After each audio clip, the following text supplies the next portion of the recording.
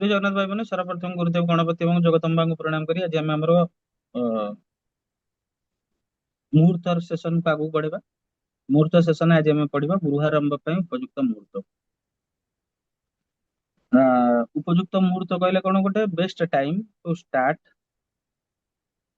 सेटा हूँ गृहारंभ करने उपयुक्त मुहूर्त माने नूतन गृह आरंभ करने जीर्णोद्धार मुहूर्त अलग जीर्णोद्धार माने रेनोवेशन मुहूर्त अलग एटा आमे जोड़ा पढ़ुचे एटा हूँ गृहारंभ उपयुक्त मुहूर्त क्लियर। तो श्रवणा मृगशिरा रेवती हस्ता रोहिणी पुष्या अश्विनी उत्तराषाढ़ा उत्तर फाल्गुनी उत्तर भाद्रपद ये 10टी नक्षत्र रे जेनेराली गृह आरंभ श्रेयस्कर बोली मना जाए। गुरुयुक्त पुष्या नक्षत्र जहाँ कहते गुरु पुष्या जोग तीन उत्तरा उत्तर भाद्रपद उत्तर फाल्गुनी उत्तराषाढ़ रोहिणी मृगशिरा श्रवण अश्लेषा ये नक्षत्र रे गुरुवार पड़ुଥିଲେ गृहारंभ कले पुत्र और राज्य प्राप्ति हुए। अश्विनी चित्रा विशाखा धनिष्ठा शतविशा और आद्रा नक्षत्र जदि शुक्रवार होता है ताले एई दिन शिलान्यास कले धन धान्य रे लोक समृद्ध होई भाग्यवान होइथांती। अश्विनी रोहिणी पूर्व फाल्गुनी चित्रा हस्ता नक्षत्र जदि बुधवार पड़ता है से दिन गृहारंभ कले सुख संपत्ति सहित पुत्र प्राप्ति होता है।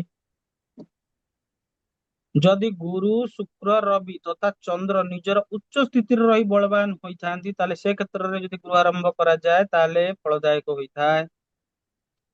महर्षि पराशरଙ୍କ अनुसारे चित्रा शतविशा स्वाति हस्ता पुष्या पुनर्वसु रोहिणी रेवती मूला श्रवणा उत्तर फाल्गुनी धनिष्ठा उत्तराषाढ़ा उत्तर भाद्रपद अश्विनी मृगशिरा और अनुराधा नक्षत्र जो मनुष्य वास्तु पूजा करिथांती ताहांक प्रति लक्ष्मी संतुष्ट होइथांती एवं से लक्ष्मी प्राप्ति करिथांती।